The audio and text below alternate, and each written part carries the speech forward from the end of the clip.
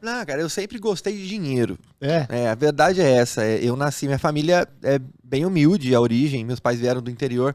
Minha mãe é de Dracena, meu pai é de Tupã. E vieram pra cá, enfim, sem nada. Meu pai pra tentar a vida aqui. Então, eu sou o filho mais novo de 4 irmãos.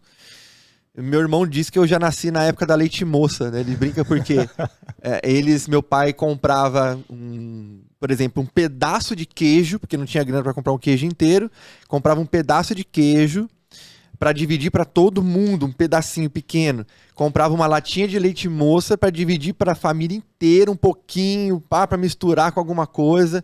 Eles eram dessa época. E eu, quando já adolescente, 14, 15 anos, algumas coisas mudaram, né, no nosso país e algumas coisas melhoraram.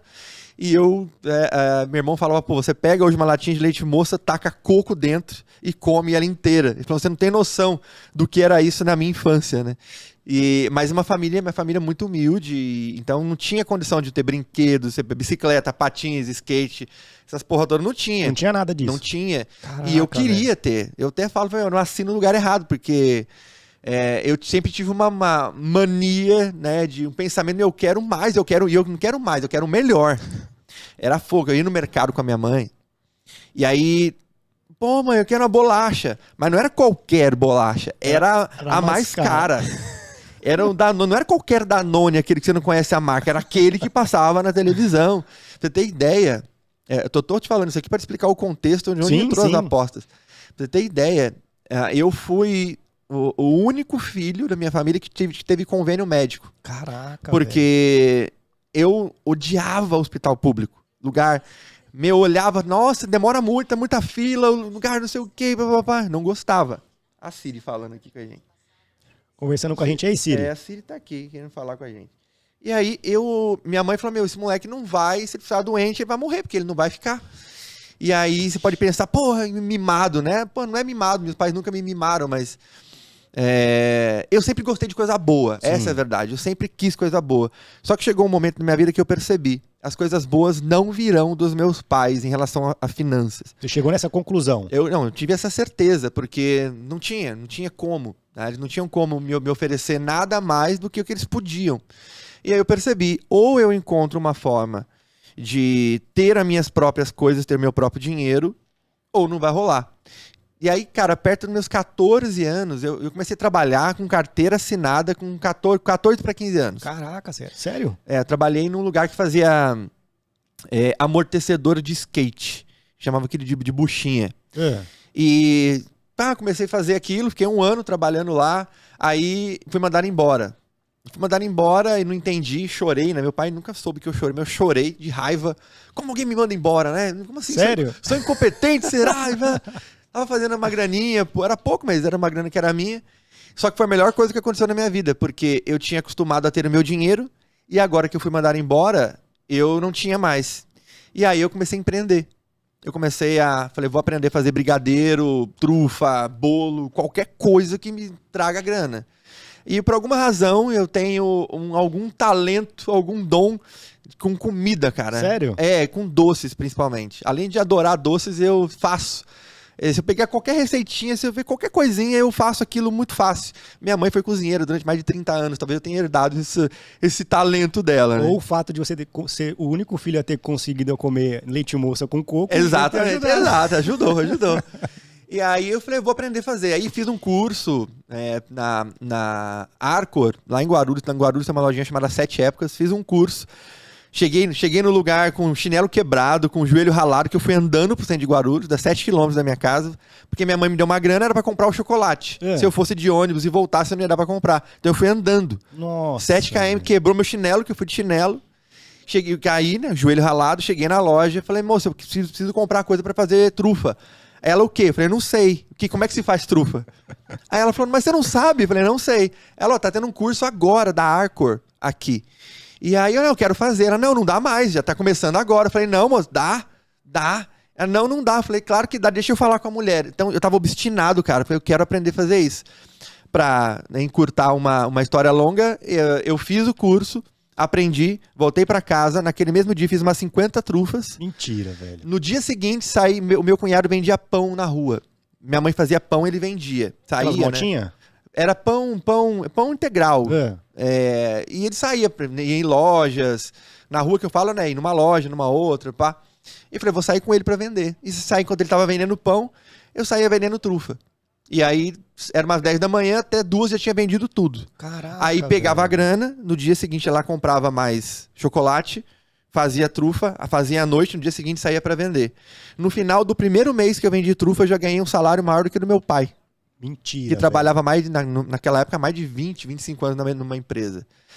E aí eu entendi, comecei a entender um pouco sobre como é que se faz dinheiro.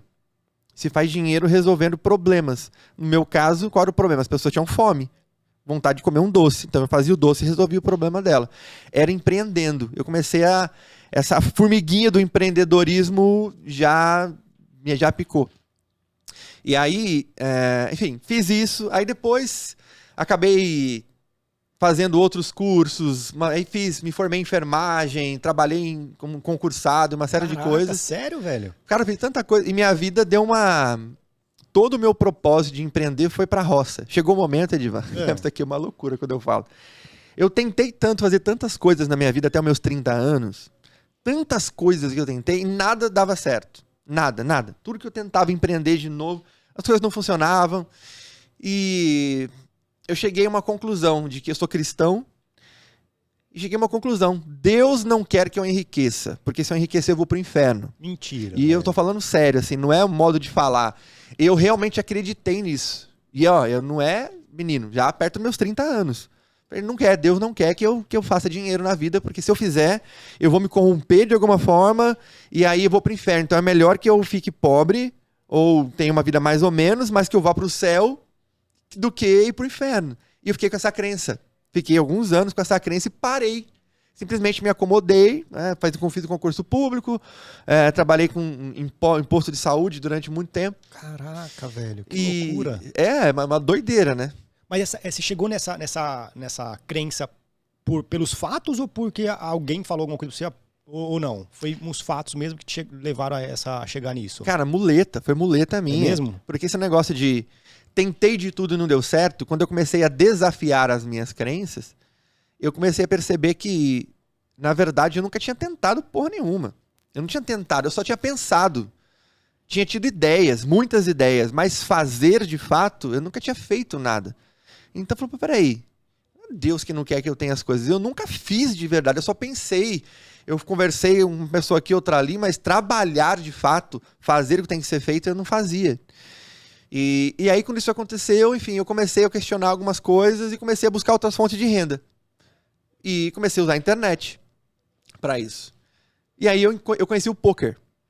E eu sou um cara extremamente competitivo, cara. Você não tem noção do quanto competitivo eu Sério? sou. Sou demais, para qualquer coisa. Se você, às vezes você não tá competindo comigo, mas eu tô competindo com você. Assim, videogame, eu não gosto de jogar videogame sozinho, contra o computador, contra o sistema. Por quê? Porque não tem ninguém do outro lado pra eu ganhar. Mentira, velho. Não tem graça, eu tenho que ganhar de alguém, velho. Eu gosto de competir, eu sou extremamente competitivo, assim, mas nível hard. Quando você compete, por exemplo, quando você ganha, você é daquele cara que, tipo, esfrega, fala, ganhei. Eu alopro mesmo, cara. Eu tava jogando futebol no final de semana e não marquei um gol, mas dei uma caneta linda no cara, no Rubens. Nossa, eu vou falar dessa caneta com ele até o final da vida. Assim, né, daquilo que eu posso. E aí eu conheci as apostas esportivas com um amigo, colega, né, português, que jogava pôquer também e falou de aposta esportiva. E aí eu comecei a buscar esse negócio. Eu falei, o que é isso, né? Como é que funciona isso? O tal do trade esportivo, cara, isso tem mais de 10 anos. E aí, quando eu comecei a buscar, não tinha nada, não tinha material. Não tinha canal no YouTube, não tinha podcast, não tinha nada. A única coisa que tinha, na época que eu encontrei, foi um fórum português, que tinha brasileiros também, mas a maioria eram portugueses, que o pessoal discutia, mas ninguém sabia de nada também. Não tinha nada de análise de probabilidade, matemática, nada. Era um bando de gente que achava um monte de coisas, mas ninguém tinha validação, comprovação de nada. É tudo no chute, os caras iam no achismo. Era uma doideira, só que todo mundo achava que achava alguma coisa. Mas quando você olha hoje, eles mesmos, esses caras mesmos, se olharem pra trás e analisar, nossa, mano, quanta merda a gente falava. Se olhar pra trás, de coisas que eu já achei sobre aposta esportiva, e eu olho para aquilo e falo, nossa, cara, como é que eu falei um negócio desse? Mas é normal, né? Você fala aquilo que a informação que você tem na hora. Então não tinha muita coisa. E aí comecei a estudar, comecei a entender, enfim. Então eu conheci as apostas em um contexto de... Eu contei toda essa história porque eu sempre quis ser um cara rico, porque eu sempre quis ter uma vida boa, viajar para onde eu quero. Eu gosto de liberdade, eu não gosto de ninguém mandando em mim. Não gosto de ter chefe, cara. Puta, eu não suporto gente. Pessoas que às vezes você olha que são incompetentes no que fazem, que eu já tive chefes assim, que os caras são ruins, me dando ordens. Nossa, aquilo me tirava do sério. Então, são alguns valores, não tem nada certo ou errado, eu não gostava. Você já chegou por exemplo, a chegar num dia no seu trabalho e ligar o foda-se e falar assim, vou sair fora da empresa, pedir demissão? Eu fiz isso no último. Vou te contar essa história daqui a pouco, fiz no último. E tem a ver com as apostas, inclusive. Então, eu sempre gostei de vida boa. E aí, quando eu conheci as apostas, eu falei, isso aqui vai ser uma opção legal para eu trabalhar. Vai ser uma coisa legal. Pode ser uma coisa legal, só que eu preciso entender, eu preciso estudar. E nesta época que eu conheci, eu trabalhava, estava entrando lá na prefeitura de Guarulhos. Né? Eu tinha me formado em enfermagem, passei no concurso público e estava entrando lá. Então eu parei. Várias vezes, algumas vezes. E quando eu comecei a fazer dinheiro de verdade com as apostas, o de verdade para mim comecei a fazer mais dinheiro do que eu fazia no meu trabalho como enfermeiro. O meu salário de enfermeiro era mais ou menos 7, 8 mil reais. Caraca. Vinha pra minha mão 5 mil.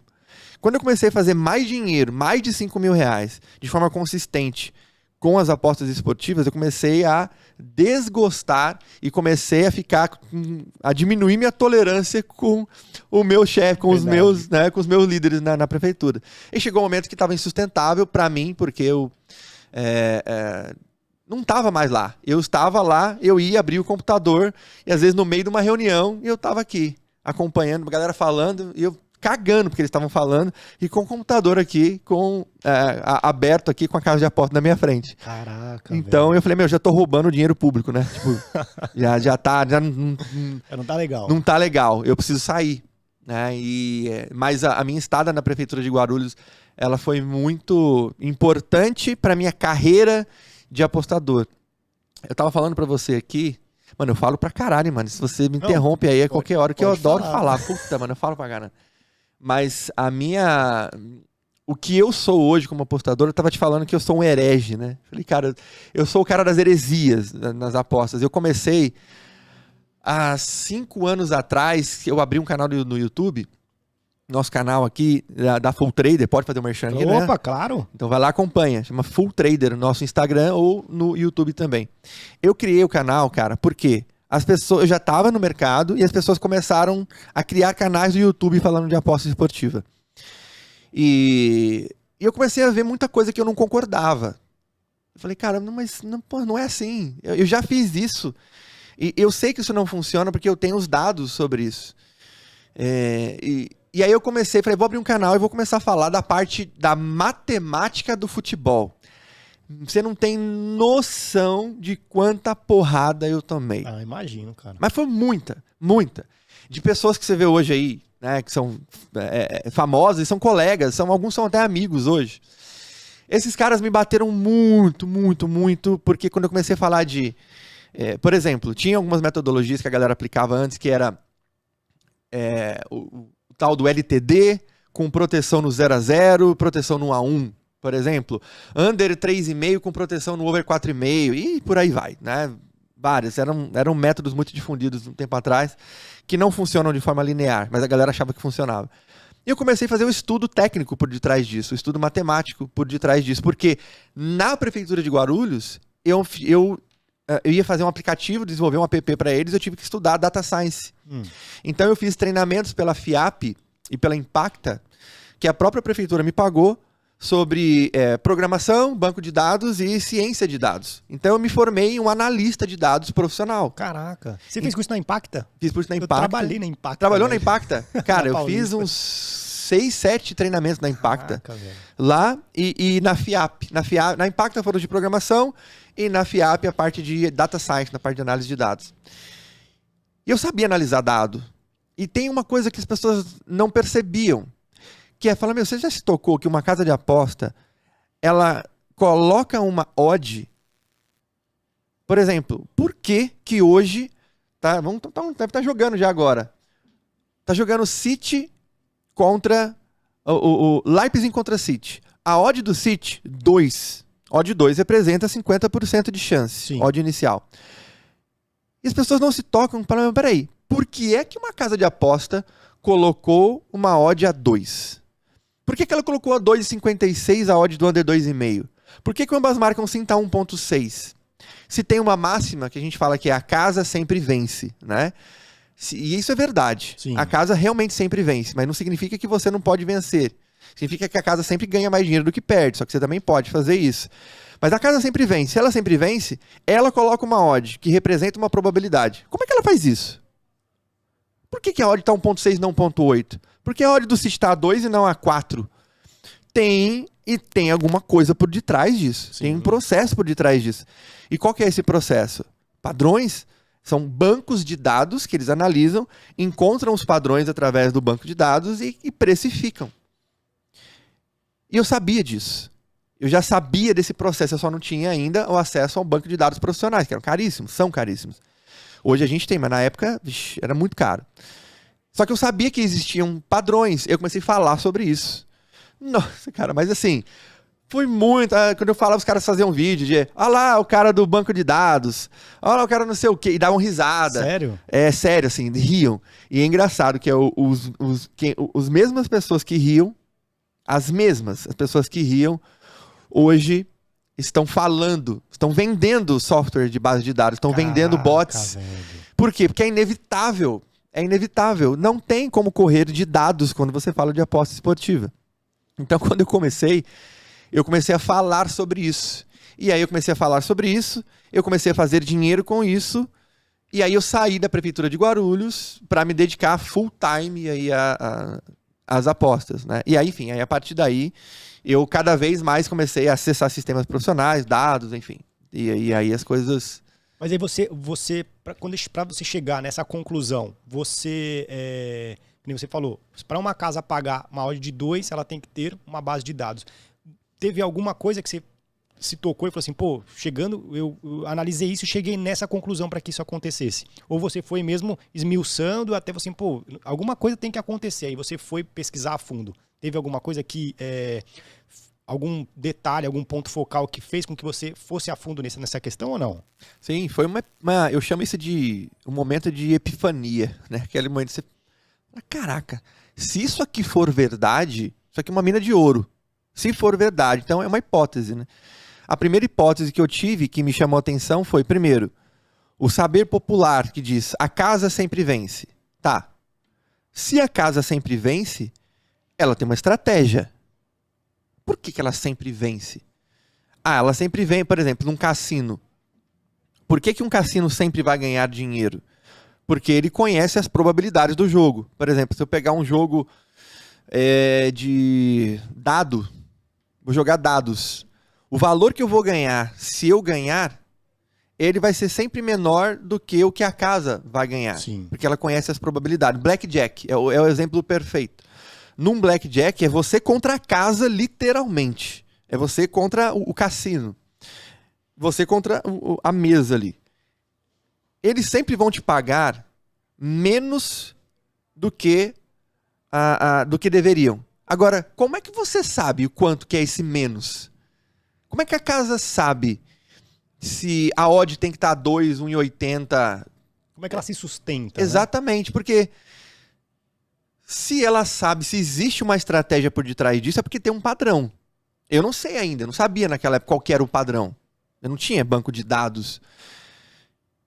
Então, mas a minha epifania foi, existe um padrão no futebol. O futebol não é uma caixinha de surpresa, porque se fosse, as casas iam abrir casas e fechar o tempo inteiro, porque tudo ia ser um jogo de azar. Sabe qual que é a diferença? As pessoas me perguntam a diferença de um jogo de azar para aposta esportiva profissional. Eu digo profissional porque 97% das pessoas encaram a aposta esportiva como jogo de azar e nem sabem disso. Como recreativo, né? Exato. Pega um jogo de bingo. Quando você vai jogar bingo, você não tem controle nenhum no bingo. Você recebe uma cartela aleatória. Você não escolhe a cartela. Você não pode escolher os números que vem na sua cartela. Você pega uma cartela de forma aleatória. E aí vai ter um sorteio lá com as bolinhas, né, rolando ali com o número de forma aleatória também. Você não tem controle nenhum. Não tem um cara que é bom de bingo. Mas aquele cara é foda de... Não existe um cara bom de bingo. Não tem um curso de como ensinar a jogar bingo. Mano. Bingo é sorte. Sorte é azar. Você vai ter que, com as variáveis que caem ali, existe uma probabilidade. Existe uma probabilidade de acordo com os números que você tem.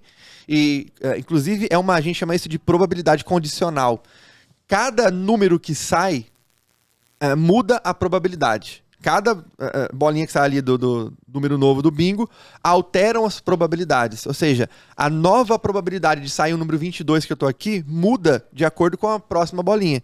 Só que eu não tenho controle sobre ela. Eu não posso melhorar as minhas probabilidades, entende? É a variável dentro da variável. Exato. Ou seja, um jogo de bingo é um jogo de azar. Ele é definido, é um jogo de azar. Não tem como, você não é um jogo estratégico, não é. Agora, como é que uma casa de aposta pode sempre ganhar mais dinheiro do que perder e não quebrar? Como é que ela pode colocar uma odd 1,80, 1,20 para outro, 1,70? Tem um padrão por detrás disso. Era uma hipótese. E aí eu precisava validar. E aí eu sozinho, cara, eu tenho essa planilha até hoje. Eu sozinho, na unha, anotei no Excel mais de 20 mil linhas. Caraca, velho. Com dados a cada 3 minutos dos jogos de futebol. O que eu fazia? Eu tinha um sisteminha que tirava prints da tela do computador, eu deixava aberta a tela da casa, com vários mercados na mesma tela, e o sistema ia tirando prints para mim ali a cada 3 minutos. E aí a cada 3 minutos então, eu tinha todas as odds da casa, e aí tinha depois a gravação do jogo que eu pegava. O que eu fazia? Eu assistia o jogo e eu colocava um padrão. Naquela época eu coloquei 4 padrões para under-over e 4 padrões para back-lay. O que era um padrão? Eu coloquei um nome para ele. Por exemplo, padrão 1, 2, 3, 4. O que era o 1 para mim? O padrão 1, por exemplo, time massacrando o adversário. Tipo, domínio total. Total. Mas esse padrão era meu. Não adianta você pegar esse padrão e tentar aplicar, porque você não sabe o que é o massacrando para mim. Para mim é uma coisa. Então eu precisava do meu padrão. Então eu colocava o padrão 1 é massacrando. O 2, o time tá muito bem, mas não tá no massacre absoluto como o padrão 1. Padrão 3, cara, tá mais ou menos ali. Tá um pouquinho melhor do que o outro, mas... E jogo 4, jogo bosta. Jogo completamente bosta, jogo tá fraco, jogo tá ruim. Esses eram os padrões que eu tinha definido. Sim. A cada 3 minutos de jogo, eu lançava uma linha no Excel com o tempo do jogo, então quantos minutos estavam no jogo, o placar, a odd do back-lay aos 2 times, a odd do under-over 2,5, que era o meu mercado padrão, que eu anotava, e anotava este padrão. E tinha um outro padrão para under-over. Então eu colocava, o jogo tá agora padrão 1. Tá padrão 2, tá padrão 3, tá, enfim. E anotei isso. Mas foram mais de 20 mil linhas. Caraca, que eu anotei sozinho, na unha, no Excel, fazendo isso. Cara, não foram 20 mil jogos, foram 20 mil linhas. Ou seja, cada linha era um comportamento de 3 minutos. E agora eu tinha o trabalho de, será que isso valeu de alguma coisa? Imagina só. Eu não sabia se isso ia valer, eu não sabia. Eu tinha uma hipótese de que existia um padrão. Eu não tinha grana para acessar banco de dados, que eram caríssimos na época. Então eu falei, vou criar o meu próprio banco. Fiz isso e comecei a fazer as buscas no Excel. A primeira busca que eu fiz, eu achei que estava errada. Por quê? Porque ela deu certo. Qual que era a ideia? A minha hipótese. Eu acredito que jogos que estão na mesma faixa de odd, na mesma faixa, então, por exemplo, odds entre 1,80 e 2, odd média 1,90. Jogos que time da casa estão dentro dessa faixa de odd aqui e que estão com um comportamento tipo 1 e 2, ou seja, ou massacrando muito, ou muito bem no jogo, e jogos 0-0, ou seja, fui definindo variáveis que a probabilidade deles marcarem o primeiro gol era maior. E eu comecei a fazer essas buscas no Excel. Só que era uma pergunta, será que isso é verdade? Porque se não for verdade, tudo que eu tinha anotado ia pro lixo. E eu teria perdido um tempo imenso. e não ia me servir de nada. A primeira busca que eu fiz, eu tive uma melhora de 22%. Eu nunca me esqueço desse número. Eu tive uma melhora de 22% na probabilidade. Aí eu achei que eu tinha feito a pesquisa errada, porque se eu tivesse certo, eu tinha achado uma mina de ouro. Falei, velho, não. Você não acreditou? Não acreditei. De verdade, eu não acreditei. E aí eu falei, vou fazer outra. Aí eu comecei a fazer um monte de buscas diferentes, quebrando em blocos diferentes, várias. E todas as buscas que eu fiz, usando aqueles meus indicadores, né, que eu criei ali de leitura visual, todos eles me trouxeram melhora. Todos. Ao ponto de que por exemplo, jogos, eu tinha indicador para under-over, onde o A, que era A, B, C e D para under-over, o comportamento tipo A era um jogo com comportamento muito over. E o D, jogo bosta. E aí eu comecei a comparar se jogos onde eu anotava que estava com comportamento tipo D, ou seja, que era um jogo fraco, mas que tinham odds de over, qual que era a probabilidade desse jogo terminar over 2,5, por exemplo.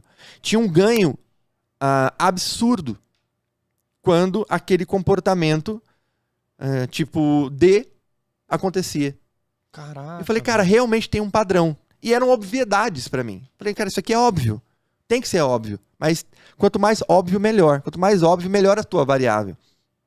Isso é uma máxima da ciência de dados. Tem que ser óbvio a sua variável. Só que eu não sabia os padrões. Aí, enfim, eu entendi agora. Existem padrões. Aí eu fui verificar uma segunda coisa que era importante pra mim. Se as casas de apostas soubessem da mesma coisa que eu, não ia adiantar nada. O que adianta? Eu estudar, encontrar o padrão, e na hora que eu vou pro mercado, as casas sabem de tudo que eu sei, só que ela é quem manda, ela é quem coloca a odd. E aí? E aí não ia adiantar nada. Era como se eu soubesse, ó, cara, um Jeep custa 80 mil reais. Pô, legal.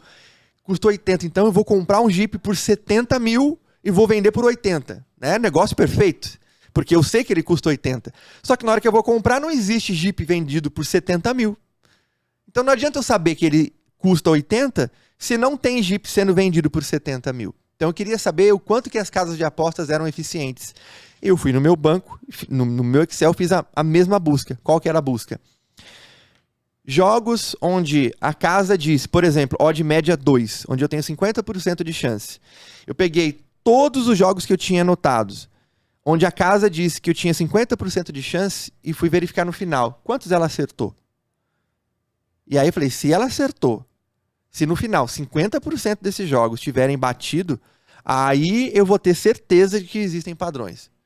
E aí na hora que eu fiz a busca, bum, bateu. 50, 51, 49,8. Odd 1, todas as faixas de odd que eu busquei, quando você analisa um grande volume de dados, a casa acertou. Em milhares de jogos. Fala, caraca! Ou seja, existe um padrão no futebol. É louco isso. Aí depois eu comecei a estudar isso. Tem tanto padrão no futebol que eu coloco em contrato, registro em cartório, tudo que eu tenho e dou. Para qualquer pessoa que duvidar do que eu vou dizer aqui. Em média, de 3 a 4% dos jogos sairão um gol no último minuto. Sério? Você pode analisar os jogos passados, os jogos dos próximos 20 anos. Se não mudar a regra do futebol, se a regra continuar a mesma, de 3 a 4% dos jogos sairão pelo menos um gol no último minuto. Isso vai acontecer. É uma loucura isso, pensar, como assim isso vai acontecer? São dados, existe um padrão tão grande e é por isso que as casas sabem. Dá uma olhada na odd, como é que tá a odd média no último minuto de jogo? 1,04. Por quê? Porque ela sabe qual que é o padrão esperado. Só que tem coisas que a gente pode fazer que é para conseguir extrair uma vantagem no mercado, enfim, aí que entra as metodologias lucrativas. Mas, enfim, existe padrão no negócio. E aí, quando eu entendi isso, que as casas eram eficientes porque ela conhecia os padrões, eu tinha o meu próprio banco de dados para buscar esses padrões, foi o meu momento de epifania. Falei, cara, isso é uma mina de ouro. Só que eu preciso de ter agilidade, eu preciso de mais dados. Foi quando eu comprei o meu primeiro banco profissional da Opta, paguei 18 mil reais para acessar 8 torneios. 8 torneios. É muito caro, cara. Os dados são caros. Hoje a Full Trader gasta mais ou menos 1 milhão e 200 reais por ano, só acessando dados para acessar a estrutura que a gente tem hoje. É muito caro. E é caro mesmo. E eu paguei 18 pau, cara. Nunca me esqueço. Falei com o meu agente lá, né? Contei em contato com os caras, fiz um call. O cara, ó, quais torneios você quer? Falei, todos. Ele, tem certeza? Falei, por quê? Porque é caro. Você não quer só o brasileiro? Falei, não.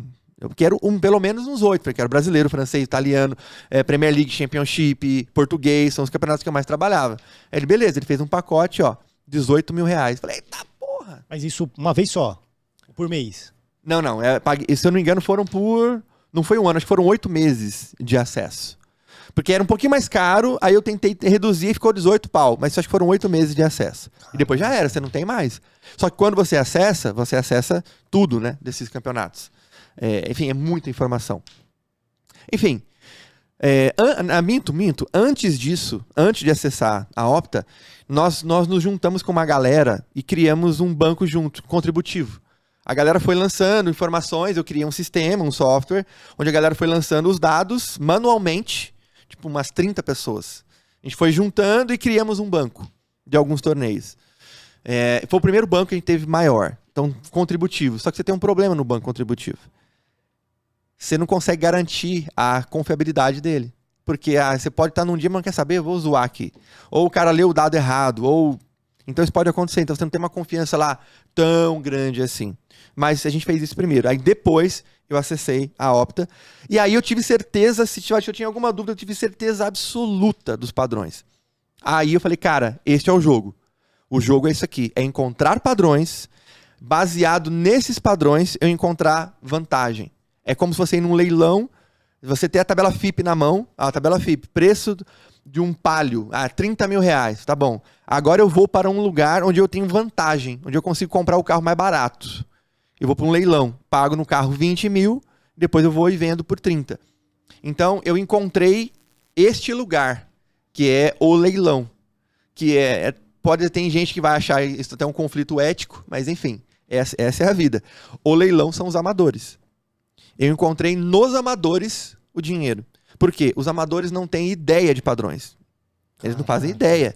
Você pode perguntar para um cara, qual que é a probabilidade de sair um gol nos primeiros 7 minutos de jogo, quando a odd do time da casa tá X, a odd do under tá 2,5 tá Y, papapá. Qual que é a probabilidade de sair do time da casa marcar um gol nos primeiros 7 minutos de jogo, por exemplo? Eles não fazem ideia. E como eles não fazem ideia, eles são manipulados por quem sabe. Por quê? É o leilão. É exatamente eu ir pro leilão e falar, te pago 20 mil reais nesse carro aí. E o cara acha que tá de boa e vende. E ele acha, esse carro aqui acho que tá valendo isso mesmo, vai ter que ser isso. Beleza, só que ele poderia ter vendido por 30, se ele soubesse, só que ele não sabe. Eu gosto de dar o exemplo do cabelo, né? Até porque eu tenho pouquinho, então eu gosto de falar de cabelo. Aí é como, você sabe que se vende cabelo, né? É como chegar numa menina que nunca pintou o cabelo, nunca cortou o cabelo, e tem lá, sei lá, 70 centímetros de cabelo virgem, que eles falam. E eu falo pra ela, eu falo assim, ó, quero comprar seu cabelo. Ela, quanto você me paga? Eu te pago 2 mil reais. Aí ela não sabe quanto é que custa o cabelo. Ela não tem referência. Ela, mas será? Eu falei, 2 mil reais. 2 mil reais, já pensou? Você não ganharia nada se você cortasse o cabelo lá no salão. Tô te pagando 2 mil reais pro seu cabelo. Ela vai e aceita. Aí eu vou lá, pego esses 2 mil reais e gourmetizo ele, ou seja, faço uma puta de uma peruca muito louca lá e vendo depois por 5 mil. Só que ela não sabe quanto é que vale o cabelo. Se ela soubesse quanto é que vale, ela venderia por mais caro. Ou eu, sem saber, vou lá e falo pra ela assim, não sabendo quanto é que custa o cabelo, por exemplo, no mercado, aí as perucas. Oferece mais caro. Eu vou lá e falo, te pago, sei lá, 3 mil reais no seu cabelo. Ela não sabe, ou ela sabe, tá bom, te vendo. Aí, beleza, 3 mil. Aí eu vou lá e vou vender pra um cara que, né, coloca essas perucas aí. Falei, cara, ó, te vendo aqui por 5 mil. Ele, você é louco, te pago 2,5. Não, paguei 3 mil. Você pagou 3 mil? Nossa, o problema é teu. Ninguém vai te pagar mais do que 2,5. Aí eu vou em todos os lugares e ninguém me paga mais. Ou seja, eu me ferrei porque eu não conheço o preço de referência. É isso que acontece com os amadores nas apostas esportivas, com os milhões. Né? Você tem aí... A última vez que eu vi uma pesquisa sobre isso, cara, na última vez, e tem pelo menos uns 3 anos, é que nós tínhamos pelo menos uns 30 milhões de apostadores ativos.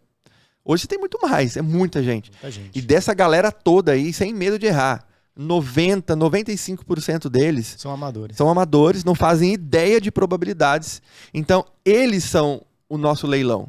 É você oferecer, fala, cara, ó, onde eu trabalho existe backlay, né? Então, quando eu tenho backlay, eu tenho alguém que me corresponde. Então, eu entro no jogo com um determinado comportamento, que eu já sei que aquele comportamento aumenta a minha probabilidade em relação à casa, em relação ao mercado, em, por exemplo, 10%, 12%, e eu falo, ó, eu quero apostar. E quem vai me pagar? Quem não tem ideia do que está fazendo. Aí eles me pagam. Aí no longo prazo, eu sempre vou ganhar mais do que perco. Tudo por conta dos padrões. Tudo por conta dos padrões matemáticos do negócio. Eu nem assisto o jogo, cara, na verdade. Assim. Caraca, velho. Eu gosto de futebol, né? Você perguntou no início, você gostava de futebol? Eu adoro, eu sou apaixonado por futebol, jogar futebol. Gosto demais. Mas uma das heresias, né? Eu falei pra você que eu sou um herege na área. Uma das heresias que eu digo aqui é que a aposta, ela não tem nada a ver com futebol. Futebol, o cara que estuda o futebol, ele vai ser um ótimo comentarista, ele pode ser um ótimo treinador, vai discutir sobre futebol por aí. Agora, você quer ver a prova? Pega o Tite, pega o Guardiola e deixa ele uma semana fazendo aposta. Ele vai quebrar. Ele vai quebrar. Por quê? Tem uma coisinha no meio aqui chamado odd. E a odd muda tudo. A gente não aposta em futebol. As pessoas falam, porra, mas ficar vendo números. Futebol não é número, futebol é futebol. É verdade, futebol é futebol, mas meu jogo não é futebol, meu jogo é odd. O jogo é dinheiro. É dinheiro, exato. Eu tô ali pra ganhar dinheiro. Eu não tô pra assistir jogo de futebol. Então, quando você coloca a odd na equação, acabou o negócio. Porque odd representa uma probabilidade. Probabilidade só se encontra quando você faz uma análise de dados. Onde estão os dados? Em algum banco de dados. Então você precisa aprender. Você tem que ter acesso a um banco de dados, aprender a analisar dados para encontrar os padrões de referência, para encontrar as vantagens, e aí você faz dinheiro. É 100% número. O que eu faço hoje tá 0% ligado a tática de futebol, por exemplo. Está subindo a linha, está descendo a linha, lateral subindo, que não sei o quê. Isso tudo, eu recebo essa informação, mas eu transformo ali em número. É a mesma coisa que uma casa faz.